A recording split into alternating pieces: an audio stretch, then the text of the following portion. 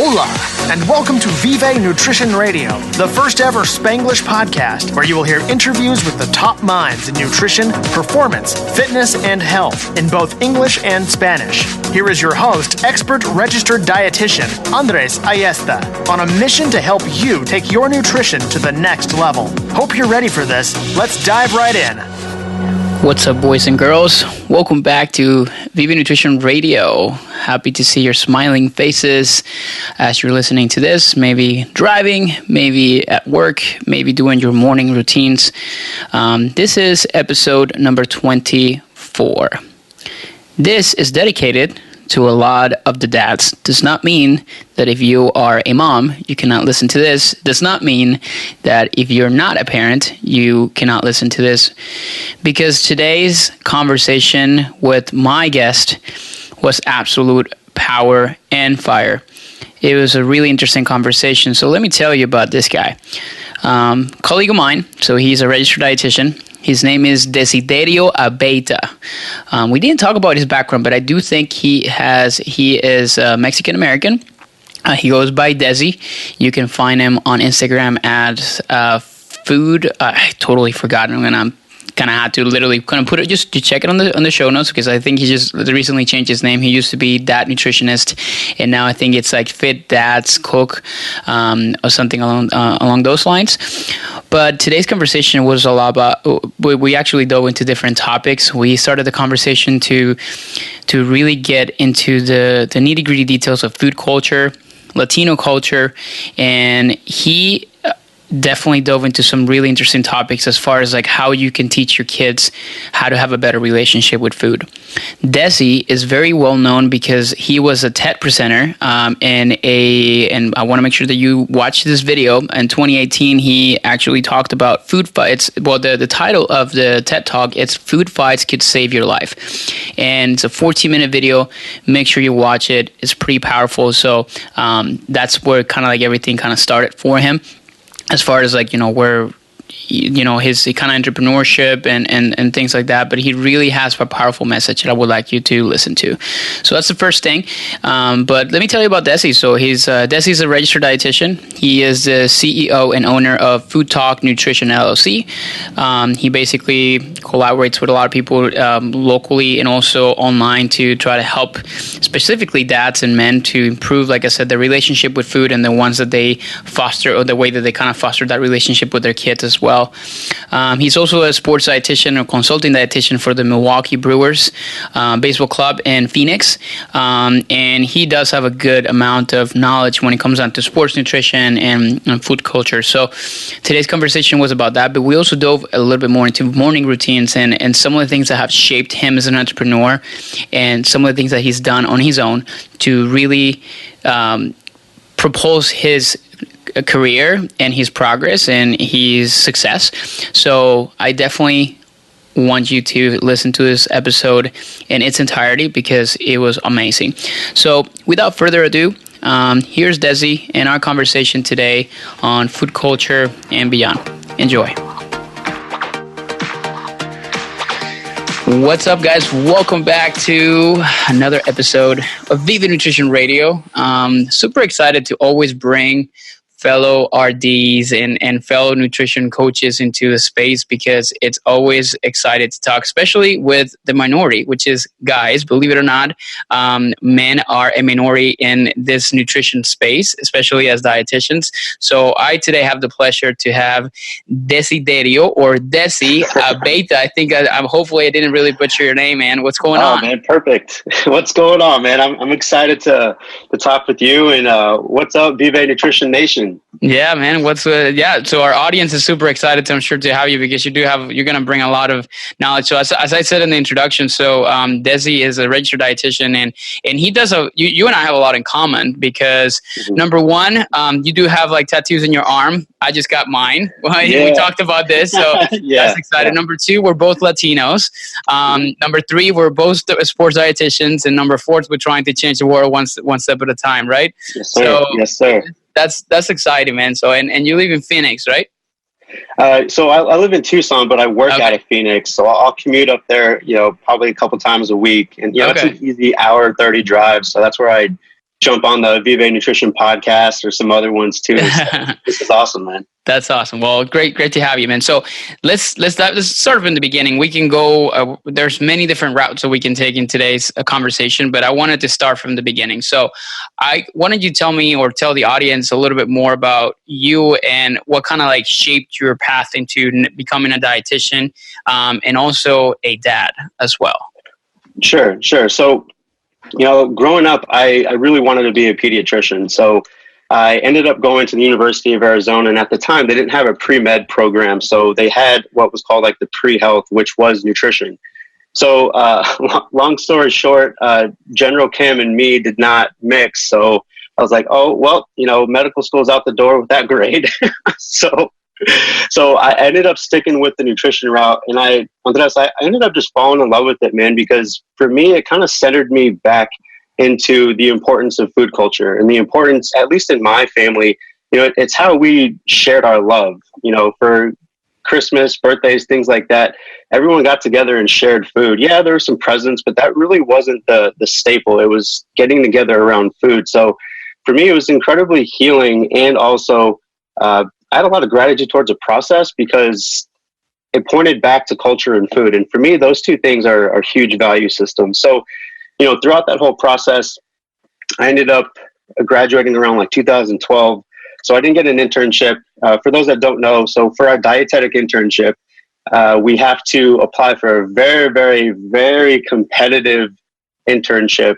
And on top of that, it's anywhere from around 10 to 15,000, depending on where you go.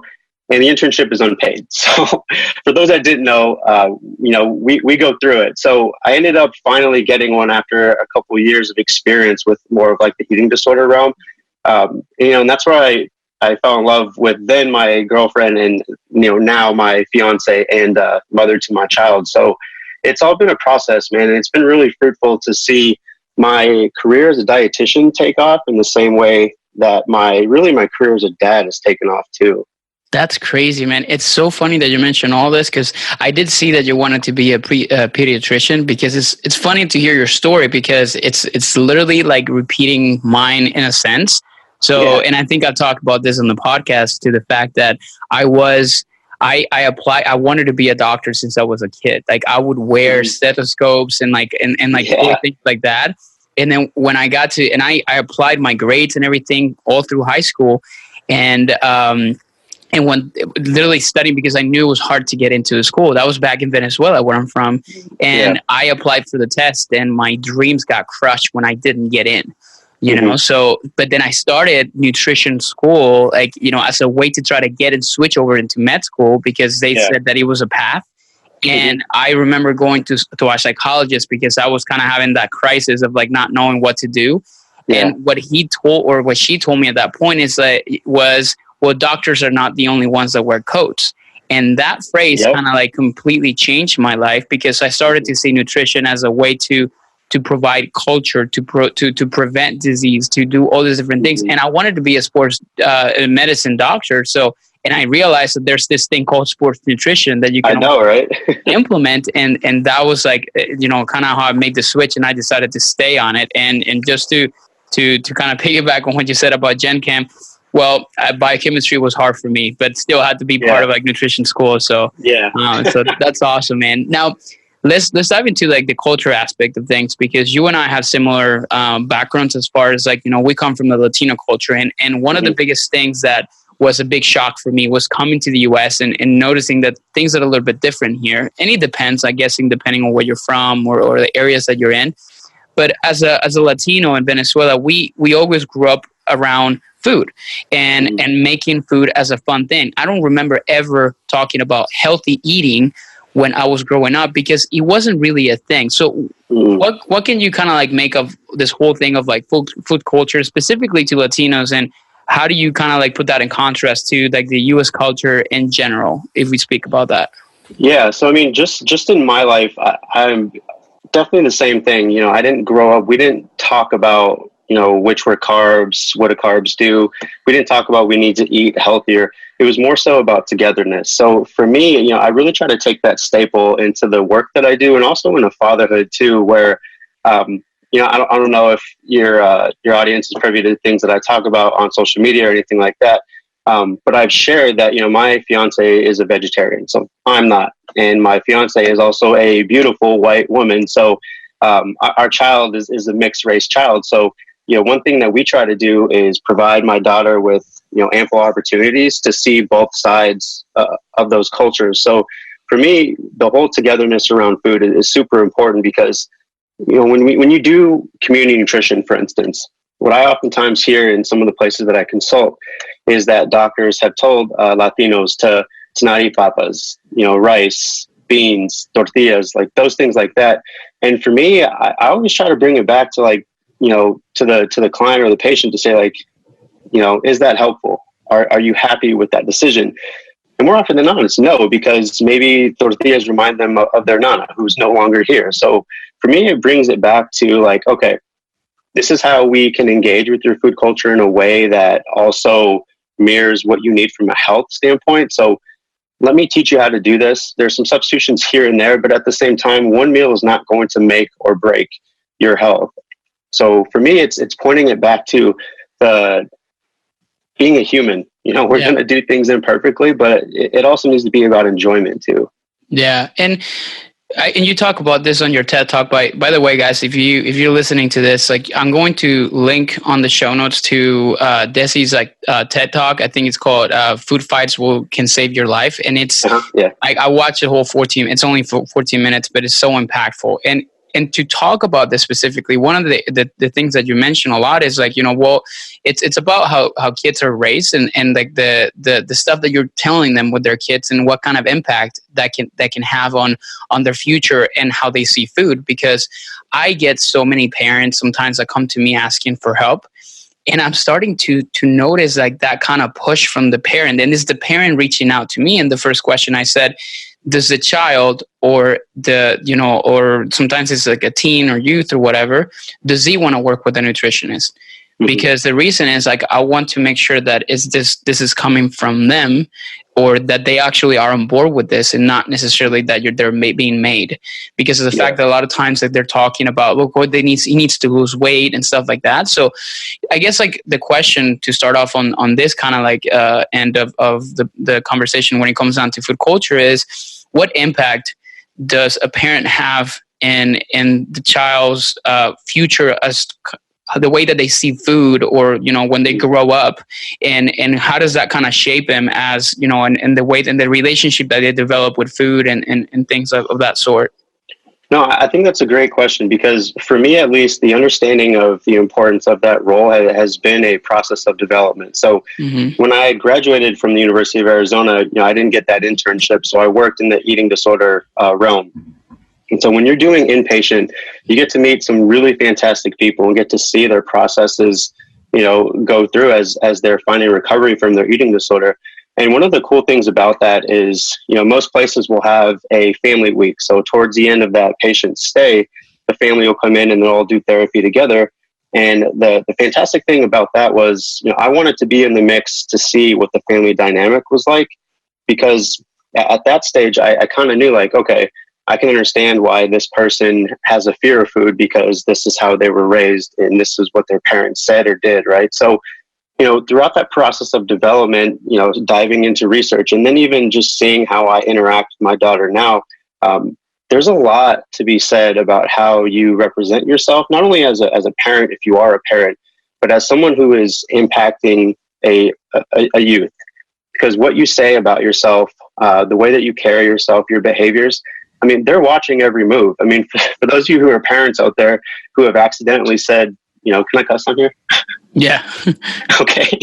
Who've accidentally said shit or anything like that, and the child says, and you're like, oh my goch, they're sponges, and so they're absorbing all that stuff. Yeah, it's kind of like that movie. What's the name of that movie where somebody said with I forgot the name, but I think it's Meet the Fockers or something. The parents said something asshole. Like asshole, and then the kid starts to repeat it. Yeah, that's what we're talking about, right? Yeah, it's the same thing, and so.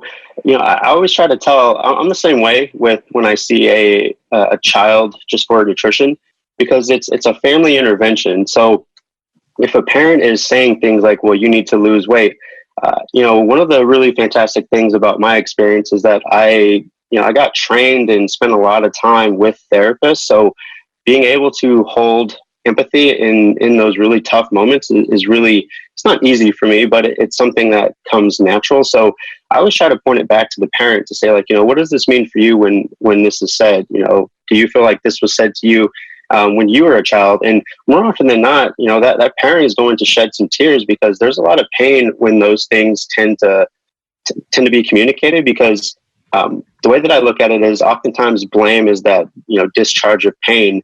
And, that comes from a lot of the work from Brené Brown. For those that don't know, she's an amazing speaker and researcher about the role of shame in these processes. Okay, that's interesting. So, which leads to also another question, which is in regards to like food behaviors and food habits. So I guess like my question to you is like, how do you, or what is your process for, let's say, because there's a lot of like, guys listening to this that just have kids, and a lot of my clients are on this boat.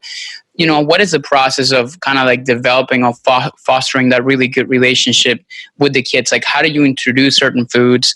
How do you kind of present the stuff to them? Because I feel like, I work, and we're going to get into like the sports nutrition aspect of things, but I'll give you an example. So right now I work with a lot of NFL athletes or NFL combine athletes, which are prospects to enter the draft. Yeah. And the thing with them is they're so picky eaters. Like they're the biggest, like they don't like this, they don't like vegetables. And I have I'm confident that this is something that it's rooted in their childhood, because they've never been introduced to certain foods. Sometimes it's related to the economic state or like obviously the financial situation of the parent. A lot of times it's just obviously more than others, it's lack of education. So what is your process for, and I think your daughter's name is it Rory? Yeah, Rory. Yeah. So what is your process of introducing new things to Rory and to in a way that it's fun and in an environment that really kind of fosters that good relationship with that specific things, let's say broccoli or, things that are those kinds of foods that the kids kind of grow up like kind of despising and not liking? What's that process for you as a parent? So it's an imperfect process, and I think it's a fantastic question, because sometimes, whether it's even in my life, again, I will do this imperfectly, but it's a greater understanding towards the bigger picture. So again, when we go back to behaviors as a parent or someone who is in charge of, developing a young child, it's mirroring those behaviors. So if I'm asking Rory in this case to sit down and have a snack, I'm also making that same snack and sitting with her and engaging with her in a way that she knows that I am present and in the moment. Because Andres, there have been times where I'm like, okay, we got a bunch of stuff to do. Sundays are usually my daddy daycare days. So, Rory and I are together. So there have been times where I'm like, I don't have time to eat a snack. Rory, here's your snack. Daddy's going to do some dishes or something like that. And more often than not, she's much more distracted because I'm not there showing her that I'm intently being with her and eating with her. So, when you bring up kind of like with the NFL football players, for me in the work that I do, working with our Latin cultures is sometimes, they don't like American food. So getting them to eat vegetables is a huge thing. So I kind of point it back to more food enjoyment, where let's say if they don't like vegetables, we try a smoothie and they'll try it at first and really like it. And then I'll tell them what's in it. And it sort of becomes a fun game to where we're bringing out the enjoyment of the process. And in that kind of just like what I do with Rory, it provides trust. So if, in this case, if daddy's having a snack or a meal with me, it's safe to be able to try new things. And also there have been times where she just won't eat. I mean, anyone who has a toddler knows that you can't figure them out. It's impossible. Yeah. So it's being able to be more empathic towards the process versus like, you need to eat this or else. Yeah. So, because one of the things that I've had a lot of conversations with a lot of parents about this is, where you stand as far as like, making your kids eat a certain food. And like, for example, I grew up in a certain environment like that, but not necessarily like you have to eat this, or you're like the whole mentality of like, if you don't finish your vegetables, you cannot get out of the table, or you cannot have your dessert. So that's kind of like reward system that exists. Like, you have to eat it. In a way, I feel like for me, that shaped good things in my life as far as like the importance of doing this. But at the same time, do you think that can kind of create a bad connotation to specific foods because of the fact that you're being pushed? And what do you think would be the better approach as to how to say, for example, instead of going like, yeah, you need to eat this or you're not going to get out of the table, or you're not going to, you cannot go to your room. What's kind of like a better approach? So you're kind of leaving it up to the child to make that decision. Yeah. So, I mean, I think what the research tells us is that the more control that you have over those food behaviors, the more you might see rebellion or just an ill-fitting relationship with food. I take a little bit of that stance, and I also take the stance that as parents, we're going to be imperfect. So, regardless of how old your child is, again, they're sponges. So if you can explain to them why it's important to try new foods, right? So again, a toddler is super fickle in the way that they eat. So there have been times where, Rory used to really love broccoli, but now she hates it. And so it's finding different creative ways to present it. So if at first they were raw, you might want to cut them into small little trees. And, I like to do something where I'll put some hummus down and I'll put the tree in there. So it kind of looks like an island, right?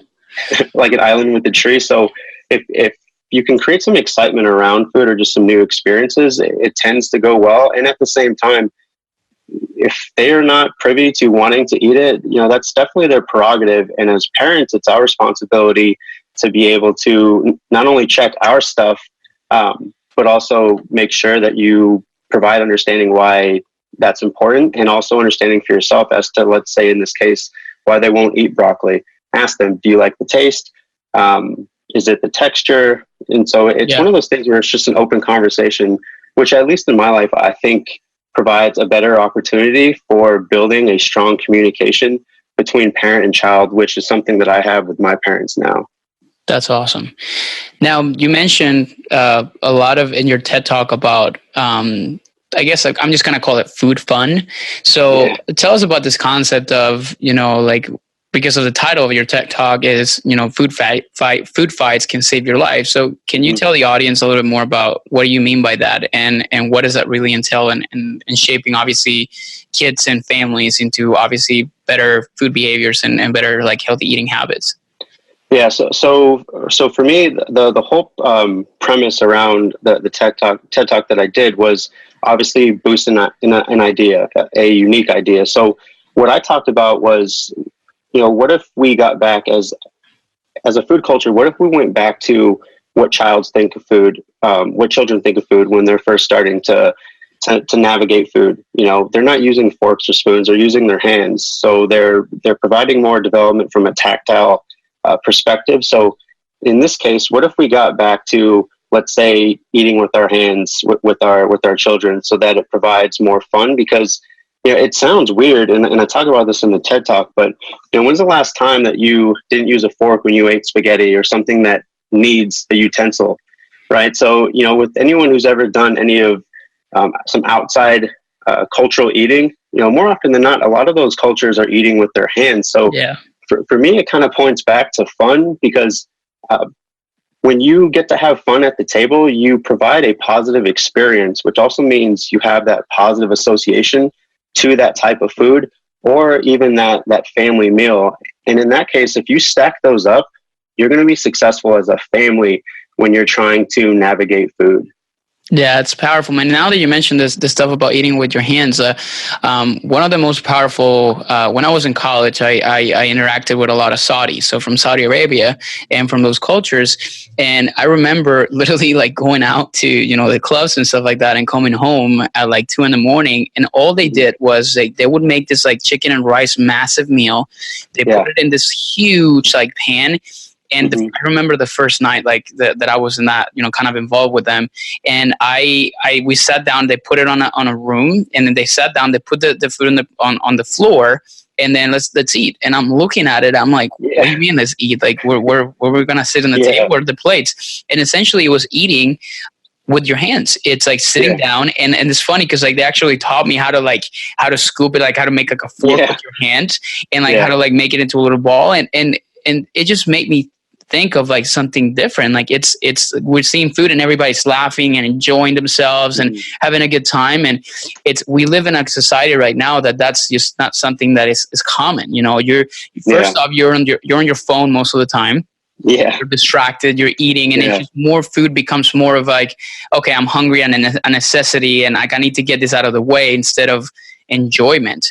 You know, so now that you mentioned that, it's pretty interesting to look at it, to look at that way.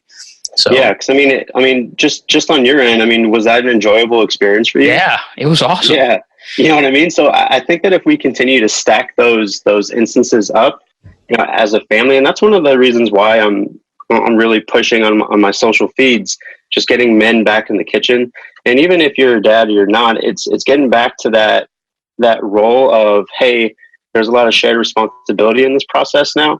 And our responsibility as men in this case is to try to mirror that good relationship with food, which also kind of spills into the good relationship with your own self-care. So, you know, I'm a firm believer in just stacking up those experiences. So as your children grow, that they remember dad as, you know, being fun with food in this case. Yeah, man. And I think a lot of times, like men, we'll put that responsibility on the mom, not thinking like, well, I'm the man. I bring the money to the family. Or you know, it's changed a little bit more because now obviously more women are workers and are involved in like the workforce, of course. But you know, it's more of like, you know, you take care of this and I'll take care of like, you know, everything else. You know, and I think it's obviously kind of like changing that and really, like you're saying, like get men to cook again and to do stuff in the kitchen and obviously kind of changing that role. So I think that's pretty powerful and that really interesting. Let's switch the conversation more. We talked about obviously, one thing I wanted to mention though, before we kind of move and switch and pivot a little bit, it's about food cravings. Like, cause I want to ask your thoughts on this because my thought and the way I usually kind of like talk about people about this is like, I do think that food cravings are rooted on also our childhood, because the way I kind of like describe this is, well, it's a food craving is a physiological necessity of food that your brain is kind of like, the way I see it is like your brain is saying, okay, we need food, but then you're making associations to an enjoyment or something that actually, the reason I tell people is like, the reason you don't crave broccoli is like, can you think of an experience or a time that you had eating broccoli that was all giggles and laughs and like, this is amazing versus when is the last time you had an enjoyable experience with chocolate? And there's like last night, you know, or like it's kind of like, again, to go back to that. So what are your thoughts on like food cravings and when you kind of like, you know, you see some of this stuff? Yeah. You know, that's a really great question because I know that there's a lot of battling in our field with what cravings do and where they lie and stuff like that. I'm more privy to noticing that food cravings are normal. So I am in no way going to scrutinize and or judge or shame you for craving of food. On my end, what I like to know about the process is where it's coming from and a bit more information. So, you know, in my experience and from my thought process, you know, I will ask like, okay, were you hungry? Because oftentimes, you know, if we do have cravings and we are starving, you know, more likely than not, we're going to choose those high octane types of foods that have a bit more flavor, which means a bit more sugar, a bit more salt, a bit more fat, right? So, you know, I'll ask about those, but what it points back to, and I'll just kind of use this example of a female athlete that I was working with.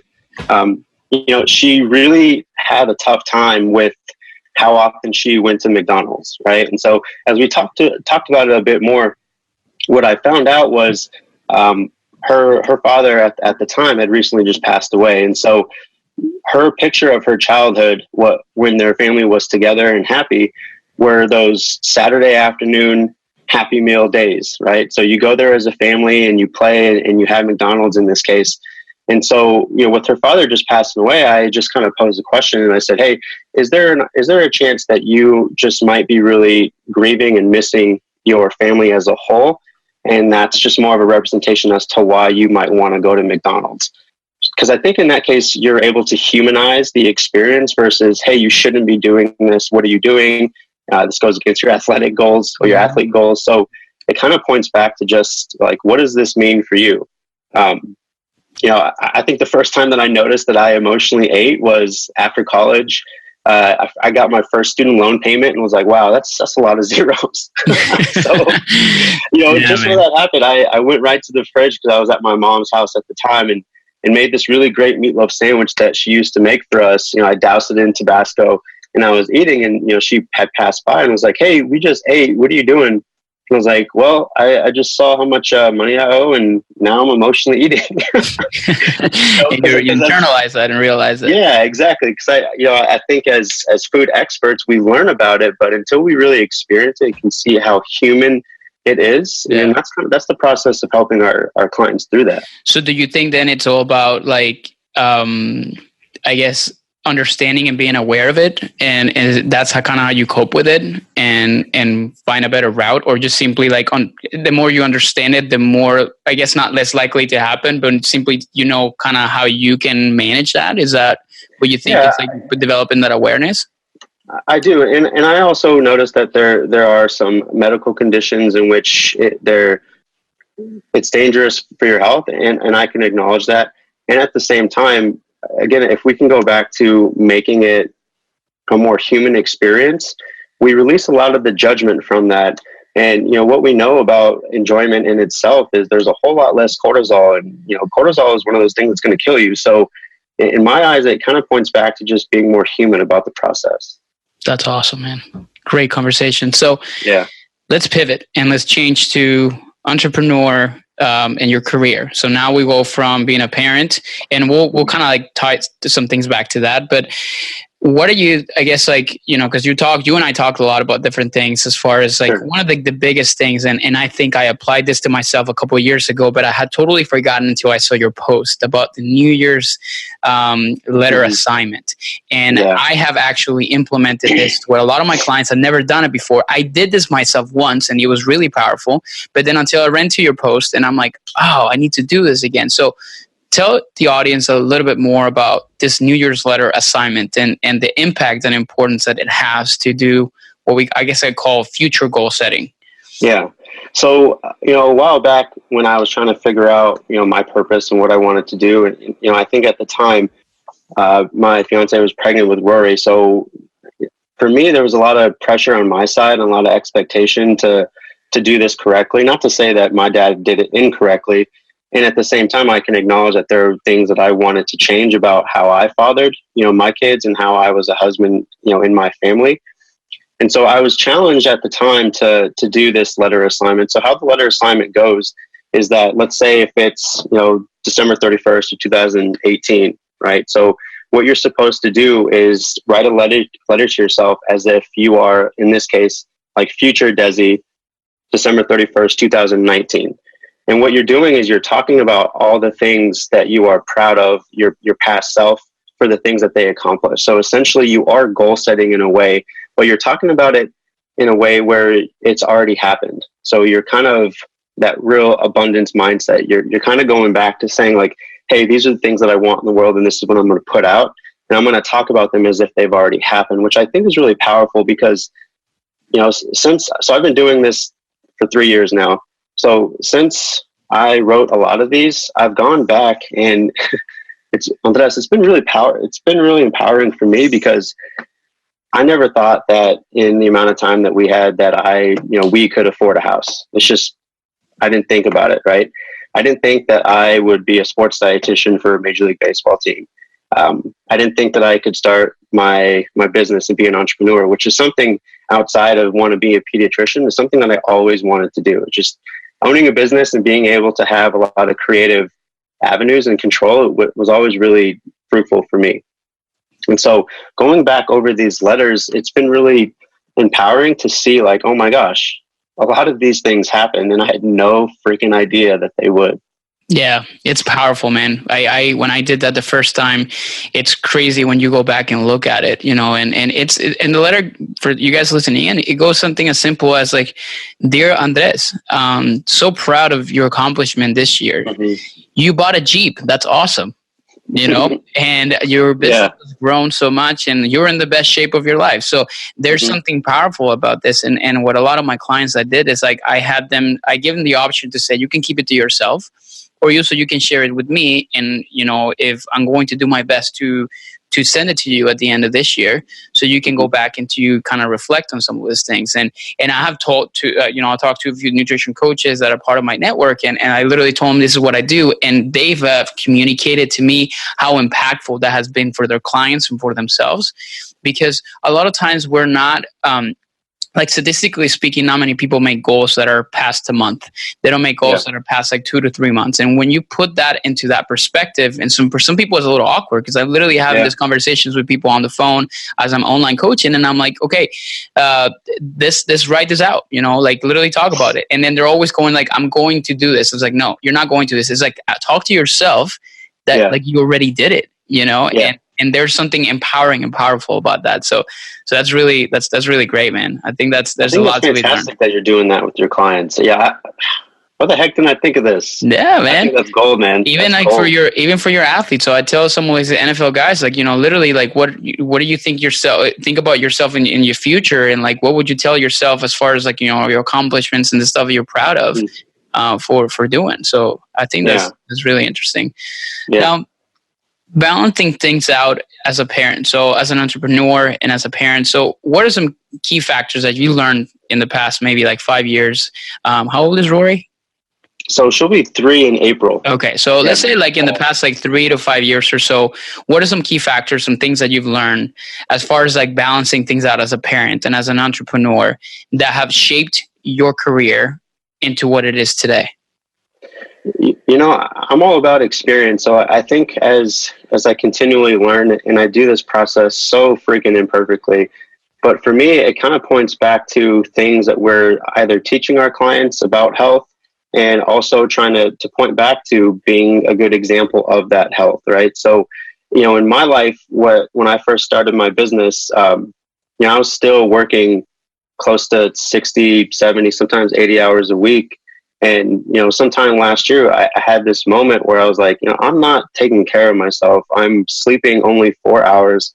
And it was really great. One of the talks that came in for our major league guys talked about the role of sleep and what it does for reaction time, what it does just hormonally, everything like that. And I remember it being like 3, 4 a.m. of not sleeping, trying to just like do everything that I can as an entrepreneur, that I read through this presentation again. And for me, it really hit. It really hit that for a long while that I've been so focused on trying to provide for my family, trying to provide, more flexibility, because in the end, I want the type of life that's where I can be a great dad and a great husband. In order to do that, you need to be present. You need to be there, right? So if you're working all those hours, you're not present and you're not there. So for me, I started diving into different podcasts, diving into just what other entrepreneurs were doing. And the whole aspect of the morning routine came up. And for me, my morning routine has saved my life and my role in my family. What is that morning routine? Can you share that with us? Yeah, absolutely. So, I forgot, it came from so the podcast that I was listening to at the time was Quick Brain. So the person that was on it had talked about protecting your last hour and prioritizing your first hour of each day. So for me, in my life, it brought it back to like, okay, if in this case, if Rory's going to bed at 7:30, 8 o'clock, again, we do this imperfectly, but the intention is to go to bed with her. So if I can prioritize 7 to 8 hours of sleep, that gets me up around possibly 3:30 or 4 o'clock. So, how I navigate that is, I'll get up. I've been really fortunate to, like I said, to have a house. And so one of the rooms is kind of like my, I don't even call it my office. I call it my creative beat laboratory. Okay. I like that. I'm going to start calling that Mike. Yeah. I'm calling my office now. Yeah. Right. So, I have a whole wall that is a chalkboard wall. So what I'll do is I'll start it with a 10-minute meditation from Headspace. I think that in itself is just so helpful. And after that, I have a planner called the Evo Planner. So I'll go over gratitudes, how I want to share my creativity for the day, what my family fun time intention is for the day, and then also what my wellness or activity will look like. So, I strategize all those things. And then, from time to time, I'll just start creating things on the chalkboard to say like, okay, what are some things that I'm really passionate about? What are some things that I'm not? And so, that goes from about 4 to 5. And then I'll probably do about an hour of work, as you know, social media is almost a full-time job. So I'll strategize those things. And then by 6 a.m., I created my garage to be like a little garage dad gym. So I'll get my workout in for those 45 minutes to about an hour. And so by the time my girls get up around 7:15, 7:30, I'm up and going and ready to cook breakfast and to be with them, and then head off to work for some of the places that I consult at in Tucson here. So for me, it's definitely changed the way that I operate around my day when I started to prioritize family and my own health. Yeah, man. So this is, I think a lot of people need to listen to this, because I'm sure you get this all the time, but it's the typical phrase, I don't have the time. And I say this to everybody because you and I, as sports dietitians, we know the time it takes to obviously be dedicated, especially, and I know for you, Major League Baseball, it's a long hours right now that the spring training starting. So, but I guess like this obviously kind of talks about the importance of that. So what is like the process for you to start developing those routines? Because I'm sure, and I have my own, and I'll talk about those in a minute. Yeah. And it's funny because they're very, very similar. I know, right? Yes, and I've talked openly about this. But what is like, because I'm sure you didn't start waking up at 3:30 like overnight, right? It's not like one day, So tell us about what it was used to be before, and how did you work through the process of developing that routine into what it is today? So I've gone through countless amounts of like productivity journals. Like too many to count. I don't even know how much money I've spent on them. And I haven't finished any of them, but there was one that really helped me. And so it was called the Mastery Journal. And so what it did was you planned your morning routine the night before, right? Mm-hmm. So you said, okay, so before this time, I'm going to make sure, and it kind of walks you through like kind of a blueprint of like, okay, you wake up, no snooze button, hydrate. And before that, I was king snooze, man. I would snooze for like 30 to 45 minutes and like, oh crap, I didn't even get up to work out. I got to go to work. And so what it helped me do was navigate like, okay, which routines work for me? So, you and I talked about this over Instagram, I think a while back, was like, yeah, man, I jump in the cold shower from time to time. For me, I hate that. I don't want to be cold, right? So like, I get it. There's a release of hormones that you need in the morning, but I'm like, man, screw this. Like, I'll get this somewhere other way. I don't want to be uncomfortable. Yeah. So for me, it was kind of navigating which routines I enjoyed and which ones that I didn't. And for me, what also works, and this is what I do from time to time, is, which is probably not something that a whole lot of other people do or will say that they'll do, because most people will say, put your screens away, no screens the first hour. You know what? I have such a love and affinity for sports that if I'm going to bed at 8 o'clock, I'm likely missing anything that is sports related. So I'll flip on ESPN for the first 30 minutes to be like, okay, where's the top 10? What happened last night? And so I get to connect with those things. And for me, because it does happen a couple times a week where I'm just like, I'm kind of craving this. It kind of points back to the association factor where it's like, because I'm the oldest of 5 kids, right? So a lot of my siblings live out of state. And so this is how we used to connect, which was, sports. And so I'll watch in the morning, and, both my brothers, or one of my brothers on the East Coast, one is in Oregon. So I'll shoot them messages like, hey, did you catch that game last night? And so for me, it kind of provides all of those things that I need, where obviously I'm awake during that time, and then I get to connect with family. And so, there's a lot of relief and gratitude towards the process. And I think the first time I started looking at it was when I did the Mastery Journal. Yeah. And I think you mentioned something, especially as guys and sports fans and stuff like that. So you're talking about like, the order of priorities for you, right? So it's talking about like, okay, I'm not going to watch a game, but I'm going to wake up and I'm going to get my first 30 minutes to make sure I catch up with all like, the baseball scores and the football and all and everything like that. So I think this is a pretty powerful thing for people listening in, because I feel like sometimes like they prioritize either whatever the sports events or like the show or whatever may be the case, because of the fact that they think, well, what's going to happen if you don't watch it, And I think that's important. But also to kind of piggyback on that is just to the fact that you do it in the morning and you do have your screen time in the morning, because you hear all the people. Yeah, I totally agree with you. Like people talking to you about the fact that, oh no, like don't turn on your phone until like, after you get all your morning routine stuff done, don't connect to the board yet and stuff like that. That works out well for me because I feel like I get too distracted. Yeah. But I think this all comes down to one important thing, which is what works best for you. Like for me, the cold shower, it's a massive important to me because it gets me like wired and ready to go. For you, and you're like, fuck that, I'm not gonna do that. So I was like, I'm not gonna do that. So I think that obviously kind of talks about like priorities and stuff. So let's talk about, I guess, like the things that have not worked for you, and obviously being cold showers being one of them. Yeah. But what are some of the things, and what is like kind of like your thought process when something doesn't work? Like, how did you go about it? Do you consider that as a failure, or do you just essentially take it as like a lesson learned? And you're like, okay, this is not working. Like, how do you make that adjustments, and maybe provide some examples of some of those things? Yeah. So, I think for me, what tends to work, and I think that I have had times where I'm like, gosh, you are not being productive. You are not effective, which kind of, throws you into that shame cycle of like, are you a good dad? Can you be a good, right? Yeah. So, and I think being aware of that, I think the more that in my life, at least, and this is what I tell a lot of my clients too, where it's like, let's throw that blanket of curiosity on this. What does this mean for you? So, you just made the example of like the cold showers didn't work for me, right? So the other thing that I found early on was, okay, so I would start the morning routine. I would do my meditation, which in itself has been a huge, huge process. I think that I just went from like 1 to 2 minute guided to doing 10 to 15 now, right? So, and I think that's a process. But in my life, when I first started, I would do the meditation, I would do my gratitudes, and then I would go to my garage gym and work out. So what I was finding is that I would work out until like 6:30, get in the shower, eat, and then by the time almost 7:30 hit, my girls are getting up, and I was like, man, I didn't get anything done, right? So, for my business or anything like that. So what I had to do was really examine how I was spending my time. And I was like, okay, so what if I flipped it, did the same, early routine, and then did the work, and then rewarded myself with some of the self-care.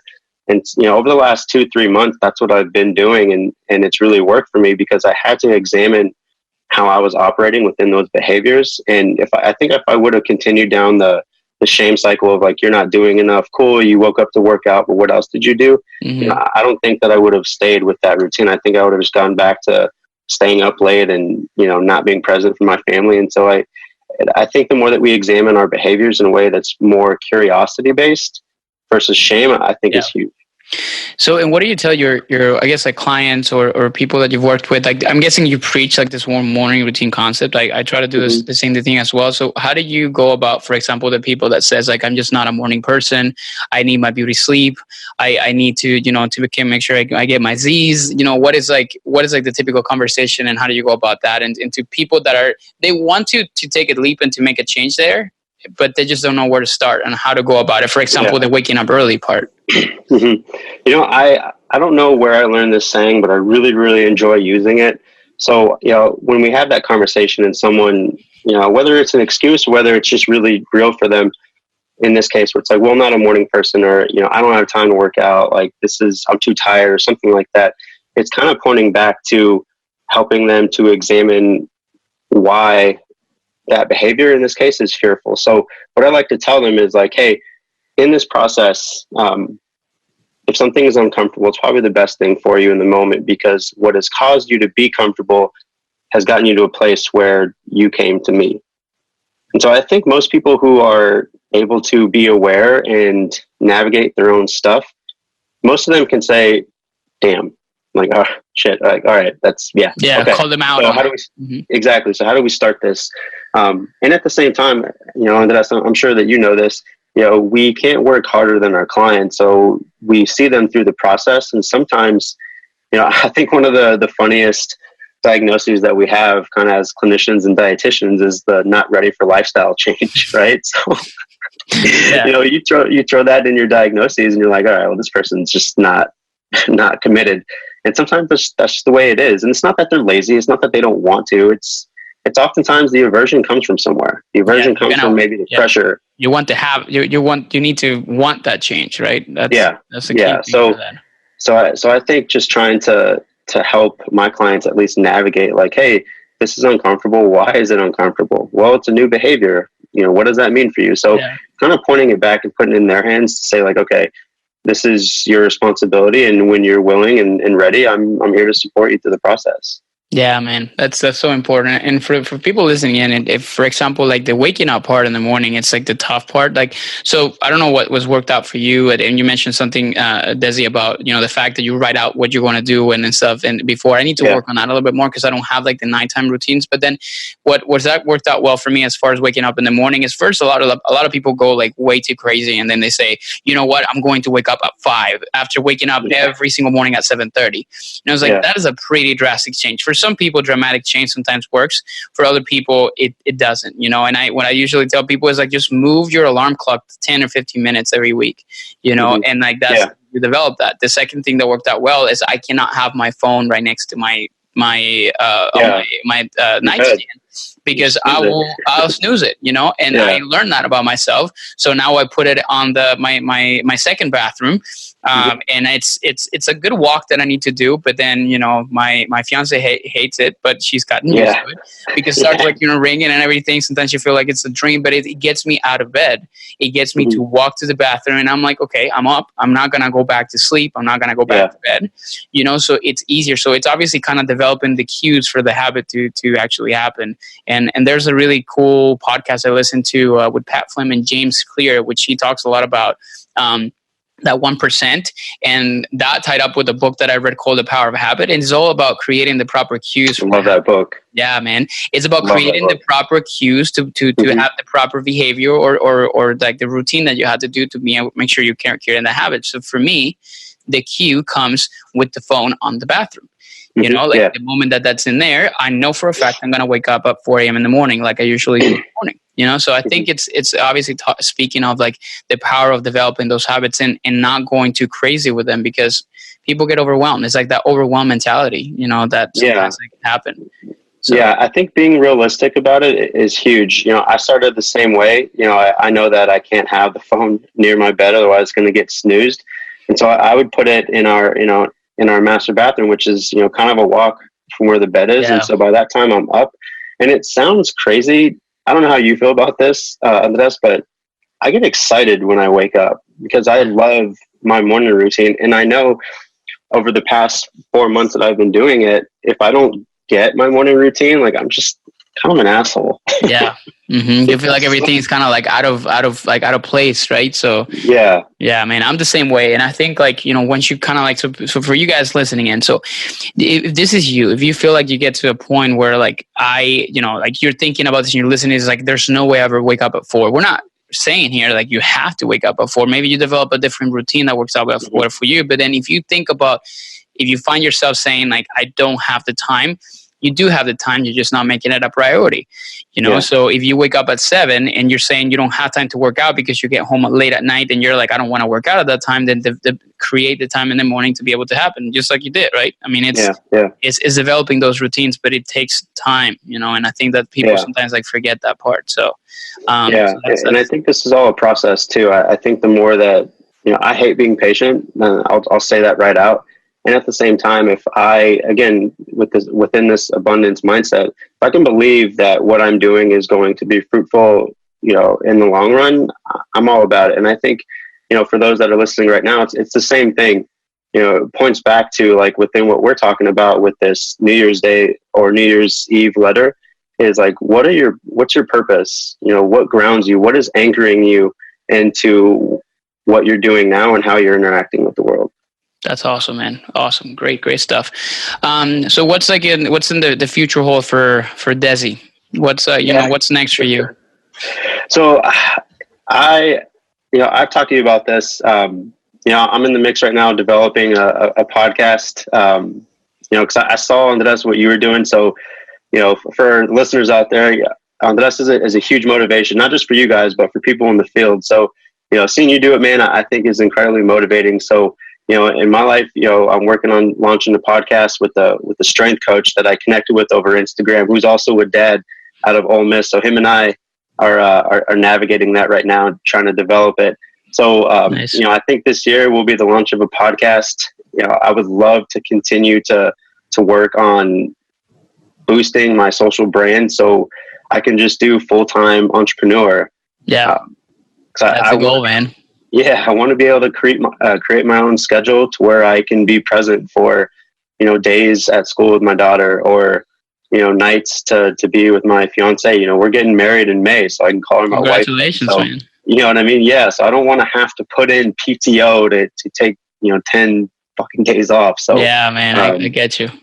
So, I think this year, those are the things that I want to get accomplished, and again, continue working with, my baseball guys that I am right now, and just continuing to help them, chase the MLB. So I'm excited, yeah, man. It's a process, but it's definitely something that is rewarding. It's scary, but at the same time, it's kind of like, leaping into that and having faith in the process, right? So yeah, that's what's important. Cool stuff, man. So we get to the point of the podcast now that I like to do what I like to call rapid fire questions.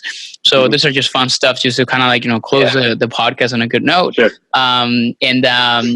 So just obviously just the first thing that comes to your mind as soon as I ask a question. Okay. Right. Ready to go? Let's go. Awesome. So first question, or question number one would be, what is your favorite exercise? Go. Snatch. Okay. Ooh, nice. Yeah. I like the Olympic lifting mentality. Yeah, did you have a strength and conditioning background, or like did you have like a little bit of like that kind of like training? I do. I mean, I keep joking that it's on the docket to get my CSCS and my CSSD. So, once time can open up a little bit, I'm going to continue to work on that. But I have the hours, man. Shit. Yeah, that's good. I have both. I think it's good to have. It's huge. Yeah. So, okay, that's a great question. So the second one would be, what's a book recommendation you would give to people? You can say 1 to 2. Wow. I would say Wild at Heart. It's a great book that kind of dives into, I would just say, heroism and manliness. Second book, I would say The Power of Habit. That was huge for me, kind of noticing the cue reward system. I even use that in working with clients too. So I would say those 2. Okay. Awesome. Favorite podcast to recommend for people to listen in? I would say Quick Brain. It's 15 minutes of just brain health, productivity. And he does such a great job of navigating all of wellness and having guests on that are pertinent. And he pushes it as like for busy people who just want to learn in 15 minutes. I'm like, cool, I'm there. That's awesome. Great. Okay. I'm going to make sure if I can link it up to the show notes so you guys can. Who's the host for that? I want to say his name is Jim Quick. Oh, I think I've heard of him. Okay, cool. Yeah, that's a good one. Cool. I'm going to add it to my list. Yeah. And then last question: if you were stranded on a desertic island in the middle of nowhere, and you could only pick one food to be dropped off for you for the rest of your life, living in there, what would it be? Tostadas, man. that's my from my mom. That's my birthday wish every year. Like, I just want tostadas. Just give me a tostada bar. Yeah, okay. Yeah. That's good. Okay, you can probably live off for a good while with that. So yeah, I'm good, man. That's everything. Good, awesome. Well, cool stuff, man. This has been such a pleasure to have you here on, man. Yeah. So, where can people find you? Where can people connect with you and chat with you? What's the easiest way to connect? Absolutely. We can probably put these in the show notes, but on Instagram, Fit Dads Cook. I'm inspiring dads to exercise regularly and take care of their self-care, and then get back in the kitchen and cook for their family to develop that love. So, I'm probably the most of my hustle comes from Instagram. So please feel free to reach out, follow, let's connect, let's build community, man. I think this is great with what you're doing, Andres. Appreciate it, man. Yeah. So I think, and you guys like listening in. So Dezi's podcast is, you will not see a male's, not podcast, Instagram, but you will not see a male's like Instagram that looks as awesome as his. So like his comparison pictures and stuff. It's really awesome. So definitely go check out his Instagram and feel free to shoot him a DM and connect with him, and especially for the dads out there, because I think that he's got a lot to tell you and a lot to kind of work on when it comes down to that. I do work with a lot of dads, and if you're listening in and that's you, then this is something that hopefully you found this podcast helpful. But then if there's more questions, because I'm sure like there's with some conversation, the more we talk about this stuff, the more questions sometimes that come up. So make sure you reach out to Dezi. So Dezi, It's been a pleasure, man. Let's do this again soon. Mine. And hopefully we'll go on your podcast pretty soon as well. Yeah, I'm not a dad, but at least I can talk about some other things and comes down to that. So, hey, at some point, everyone might be, man. So this is good, man. It's within the target market, man. I've had fun. Thank you, brother. You have been listening to Vive Nutrition Radio. Couple of things before you take off. If you enjoyed this episode, please, I would love to get your feedback. So feel free to drop down a review, and I will be forever grateful. Also, if you like this podcast, make sure you hit the subscribe button. We have it on iTunes, Spotify, or Google Play. And lastly, if you would like to receive a freebie from me, make sure you sign up for our newsletter at www.vive-nutrition.com. See you guys in the next episode. Ciao, ciao.